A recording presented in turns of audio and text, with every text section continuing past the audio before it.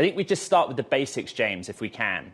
Why did you write that open letter to Tesla's board, and why do you think they need to understand the formation of the America Party in the context of whether or not is of net benefit to the company and Tesla's future goals? Well, good morning, Ed. The truth is that when you have a full-time CEO in Elon Musk, who has been an extraordinary CEO, his time and energy needs to go to Tesla and synergistic companies like XAI or SpaceX. A political party, regardless of how I might feel or the president might feel about how ridiculous this stunt is, it does not help Tesla in any way, shape, or form. I wrote the Tesla board this weekend asking for one thing: clarity. Sit down with Elon Musk this week and clarify what his full-time obligation to Tesla will be in light of this new political party. If he cannot be Tesla's full-time CEO, the board needs to take that into account and needs to hold him accountable. Has Tesla's board responded to your letter, James? I have not heard back from Tesla's board yet. I'm confident that this week they are going to have this conversation with Mr. Musk. Let's just remind everyone listening, Elon Musk is free to burn his own money in a political party. He is not free to bring shareholders like us along with him. He does not own Tesla. We do. And if Elon Musk does not want to be the full-time CEO of Tesla, he should tell us now, because starting a new political party with the travel, the candidate recruitment, the training, and the organizing that comes with that is not a wise use of his time. Ed, he has been an extraordinary engineer and visionary leader for Tesla and for SpaceX. I have FSD in my car. I know you do as well. It is a magical technology. Robotaxi is brilliant. It's rolling out right now in Austin. Right. That's what his time and energy should be focused on, not trying to sabotage the President of the United States. James, can you remind our audience your exact exposure to Tesla, how much you own, how that is the scale within assets under management of Azoria? Yeah, absolutely. So this Tesla Convexity ETF very simply was designed to combine the power of owning an asymmetric stock like Tesla with asymmetric call options on an asymmetric stock like Tesla.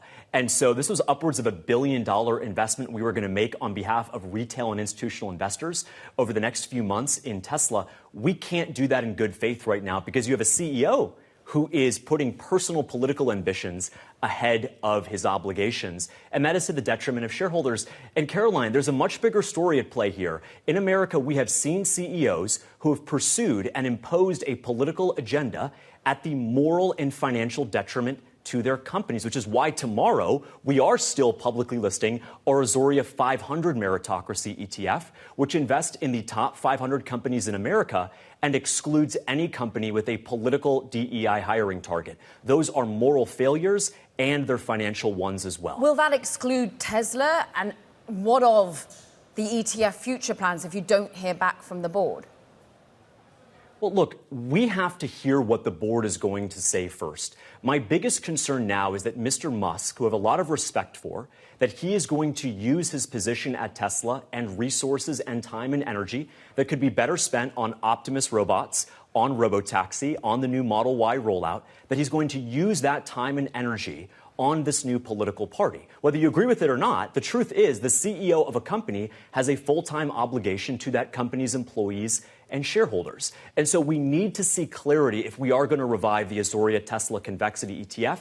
I hope we get that clarity, Caroline, because Tesla is the best AI investment that investors can make right now. Between the energy business, humanoid robots, full self-driving, and Robotaxi, this is a compelling stock to invest in, but we can't do that right now when his political ambitions are front and center. James, Tesla is the only publicly traded name in Elon Inc. across many companies, but he is also CEO of SpaceX and of XAI and has leadership role at Neuralink. And what I hear all the time from investors in XAI is actually they feel that's his primary focus, XAI. In the run-up to the November election, Musk was the biggest donor. What he wants to do with the America Party is back candidates for House and Senate seats. So how does that work? He's already stretched across multiple companies. What difference does it make if he's putting his own wealth towards a political endeavor? He's basically continuing with something he's been doing 8 or 9 months anyway. Yeah, it's a great point, Ed. So his work at XAI or SpaceX directly complements his work at Tesla. So when you talk about the technologies, the GPUs, the Dojo models that's being used at Tesla, those are also carrying over to XAI. The synergies, the physical materials, the engineering breakthroughs at SpaceX have carried over into the Cybertruck, for example. So there's obvious synergies between his work at Tesla and at SpaceX and at XAI.